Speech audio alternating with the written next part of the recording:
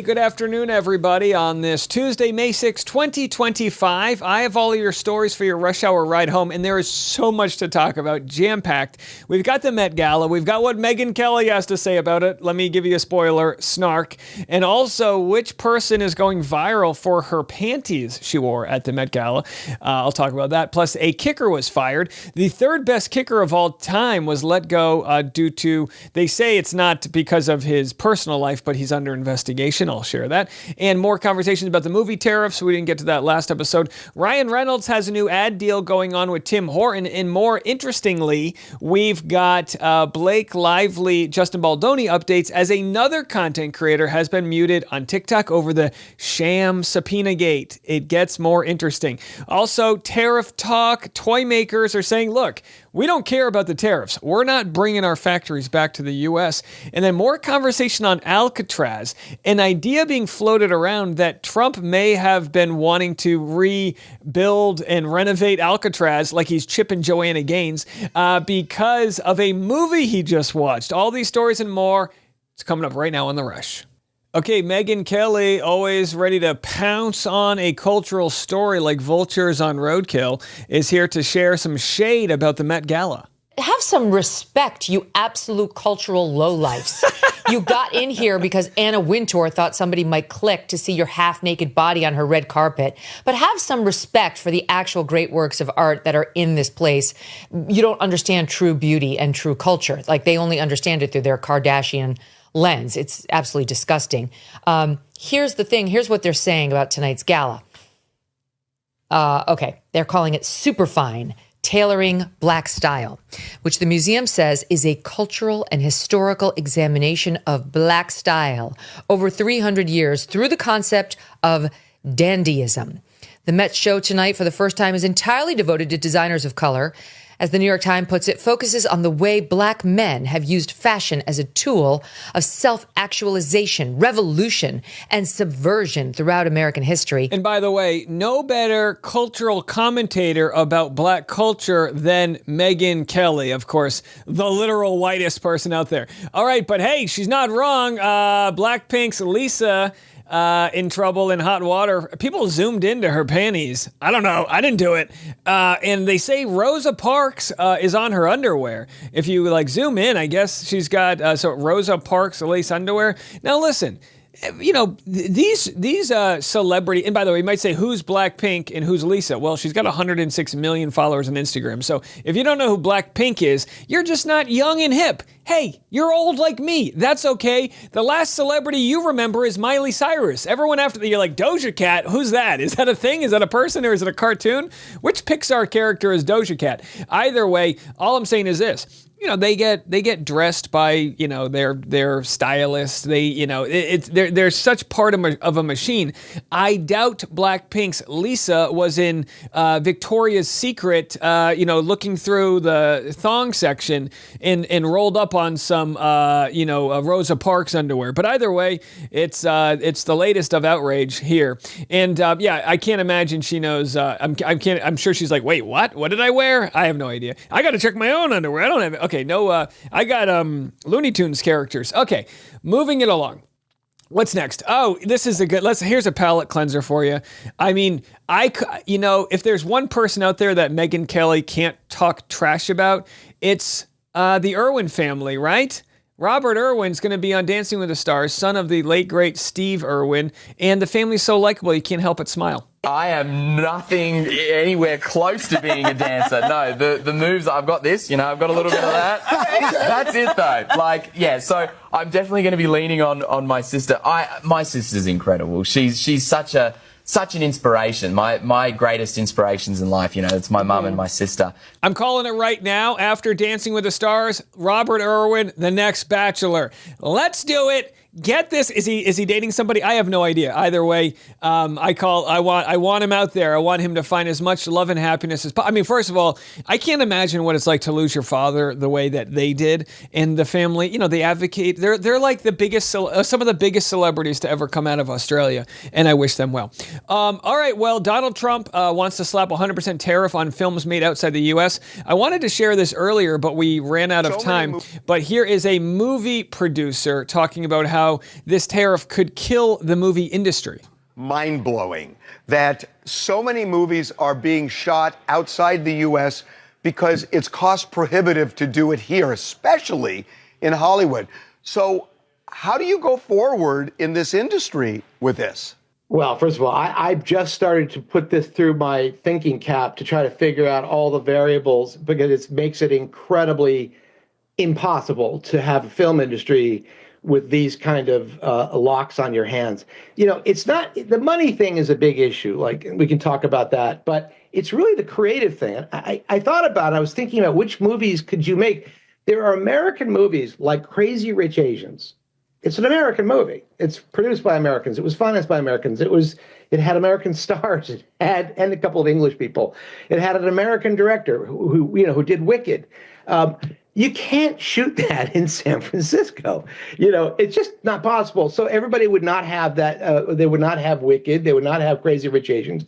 And it's really a silly idea. By the way, I know you have questions for me, but the biggest thing for me is, of course, now every country in the world is going to say, okay, we give you 5 movies a year, maybe 5 television shows for Amazon. That's really nice. There's my alarm. But you sell us $23 billion worth of stuff. But we're going to put 100% tariff on that. Yeah, so this will start an absolute war where, countries won't be releasing their films to us and vice versa. Listen, art should be as transparent as possible. It should be shared as easily as possible. I understand the idea that people will go to other countries to shoot a movie and not in the U.S., but rather than use a tariff, rather than use a sort of weaponized tool to bring those movies back, incentivize, have a cabinet of arts and culture. Right? We've got a cabinet for war. Have a cabinet for arts and culture. We have a Department of Defense. How about a Department of the Arts? And incentivize through a credit system or tax credit system or other incentives to bring more projects back to the U.S. We got all this vast open land. I mean, throw some studios up in Oklahoma, right? They got plenty of land out there. So you just see that not everything has to be done with this executive sort of power in that way. Although the executive branch shouldn't have tariff control. We'll talk more about that all in a second. Let's jump over to one of the most decorated kickers in NFL history being out of a job. Have a listen to this. One of the most decorated kickers in the NFL history is out of a job amid allegations he was sexually inappropriate with more than a dozen massage therapists. Justin Tucker was the Baltimore Ravens place kicker for 13 years and one of the best in the business. The Baltimore Banner website reported more than a dozen therapists accused him of sexually inappropriate behavior.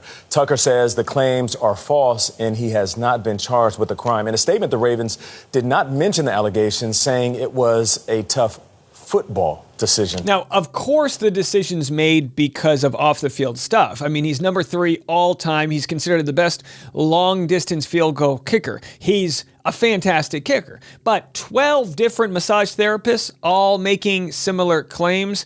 I don't know, innocent till proven guilty, but at the same time, the Ravens, they can do what they want. And they can decide to release him. So they've, I think, drafted a new kicker or signed a new kicker. So that's just what's going to happen. And another team can pick him up, and they'll have to deal with whatever those allegations are. And even though there are no crimes being charged, you would think that if you were going to try to pick up Justin Tucker, you would at least do a little bit of research to see if there's any gravitas or weight behind those accusations. All right. Well, coming up next, we have Ryan Reynolds. He keeps winning. I tell you what, the guy shits money. We got this story next. He is sponsored and partnering with a Canadian coffee company. All right, listen, don't you hate this, right? When you think there's a quote-unquote bad guy and he keeps winning. Tim Hortons partners with actor Ryan Reynolds on breakfast boxes. The slogan's going to say, Tim Hortons loves Ryan Reynolds because Ryan Reynolds' career is toast, right? How about that? No, Ryan Reynolds' career is scrambled, or I don't know, whatever. Sunny side up, or some stupid pun. Either Canadian Bacon is partnering with Ryan Reynolds here. Competition within the breakfast segment has intensified over the last decade with new players entering the market. I don't know if this will help the brand, although I will tell you, one of my audience members on Patreon said they opened up their mobile app, saw that Ryan Reynolds was there, there for Tim Hortons and decided to go somewhere else.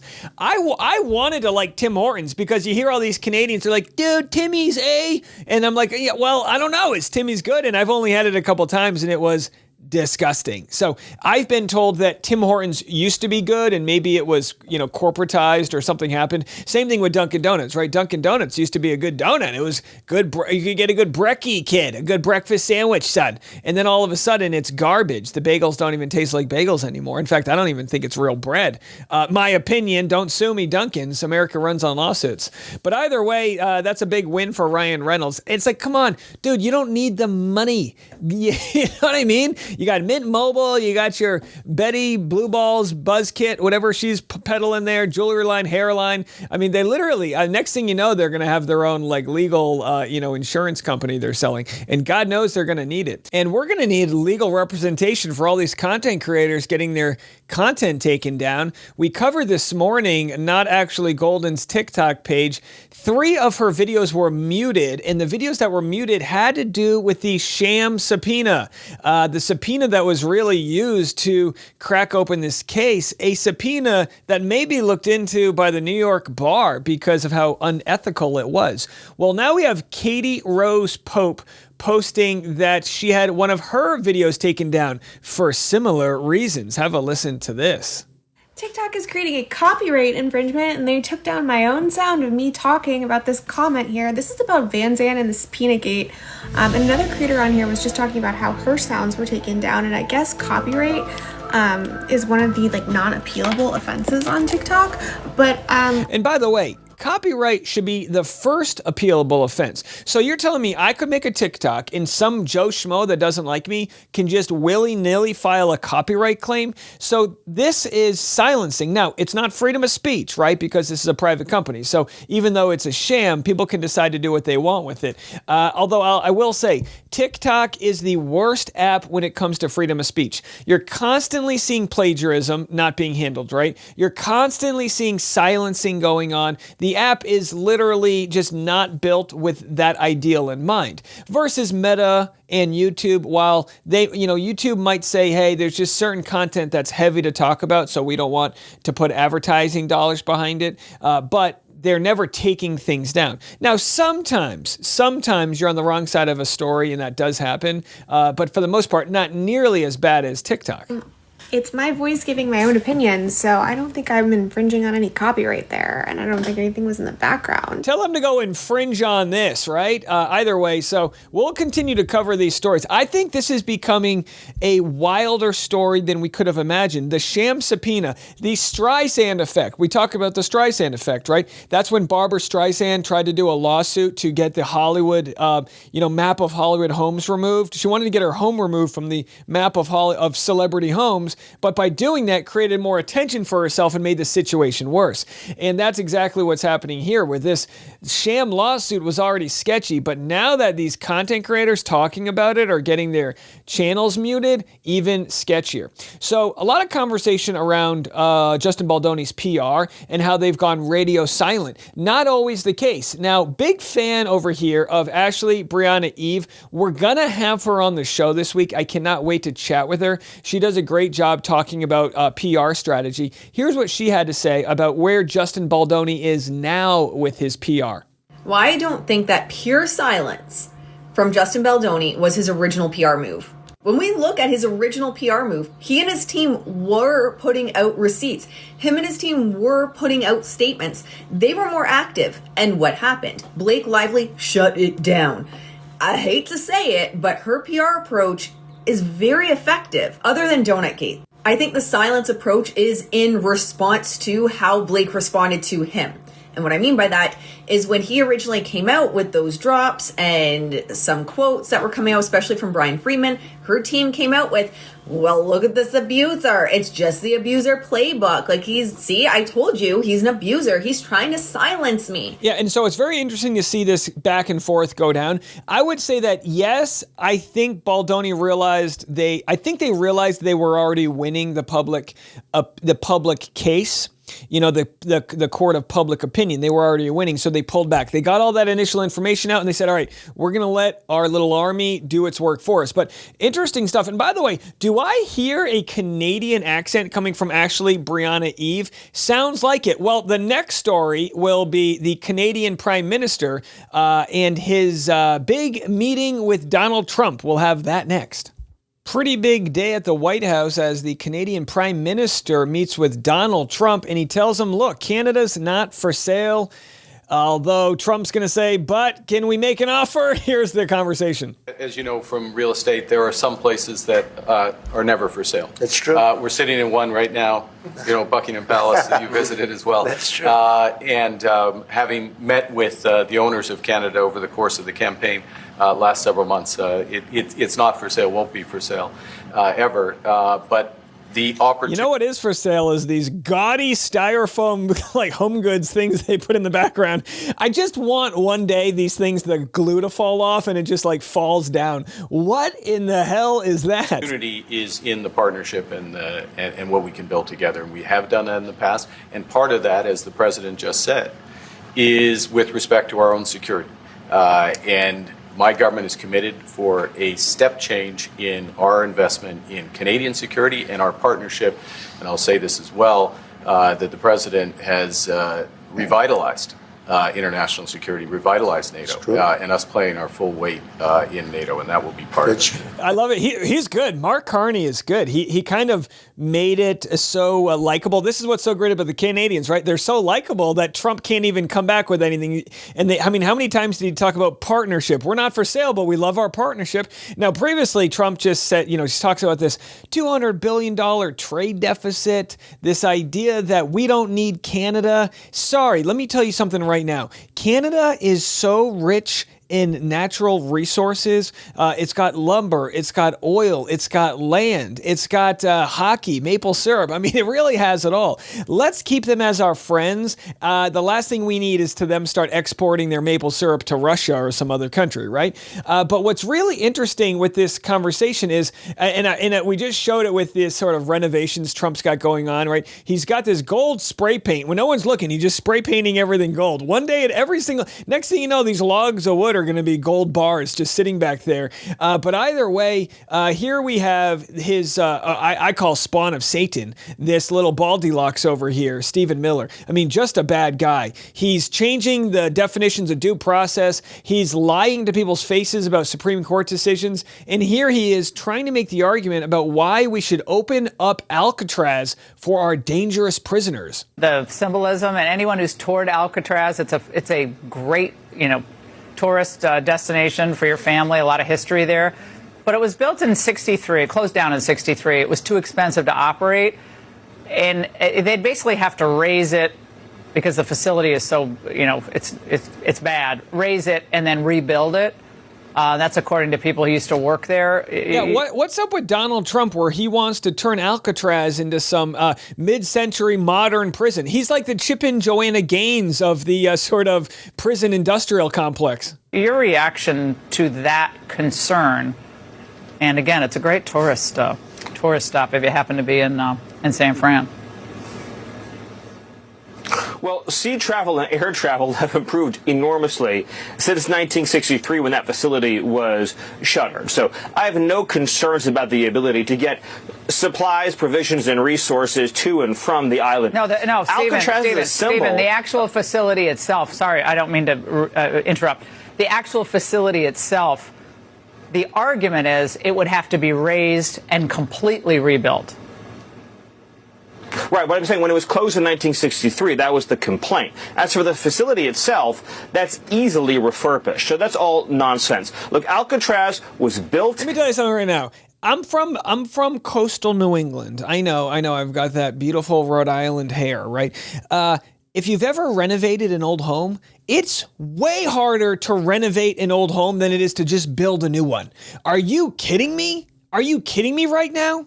And by the way, we already spend more on our for-profit prison industrial complex. We're spending $6 million a year to house undocumented immigrants in El Salvador without due process.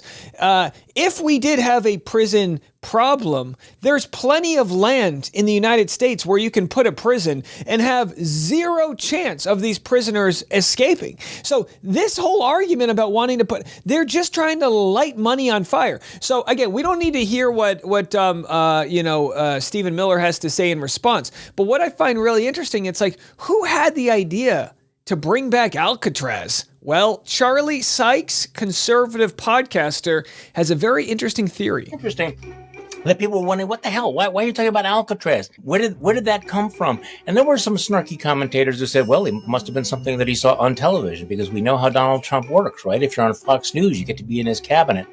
Well, it does turn out that Netflix has been showing the 1979 Clint Eastwood movie Escape from Alcatraz, but hey, that really can't be it, right? It couldn't be that the President of the United States is sitting around in his pajamas watching a Clint Eastwood movie and thinking, that's what I have to do. So listen, I've got an idea, right? Here's my idea. For all of my social democrats out there that think we should be taking money from the rich and redistributing it to the lower income families because of wealth inequality, I have an idea. If we run the hit 1994 movie Blank Check on all of the TVs in Florida at Mar-a-Lago, maybe Donald Trump will have the idea to just start cutting $1 million checks to everybody. And if you didn't like this movie, then you're not an elder millennial like me. If you loved Home Alone, you'll love Blank Check. By the way, how rich that in 1994, $1 million could get you an amusement park, a mansion, a hot woman, and all these other things.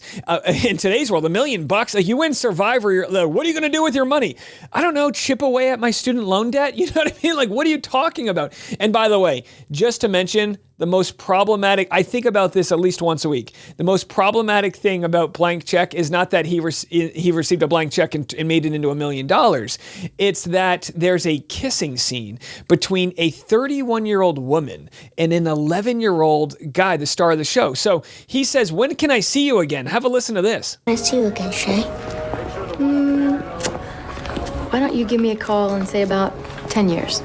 5. 7. 6. Okay. So they settle on 6 years. I'm sorry to tell you that in 6 years, he'll be 17 and you'll be 37. Just so you know, it's still not a good enough age gap here. You're not Bill Belichick or anything. So either way, then they go in for the kiss. I can't even share this with you. This is an 11-year-old. This is insane they let this happen. Again, the 90s were a wild time.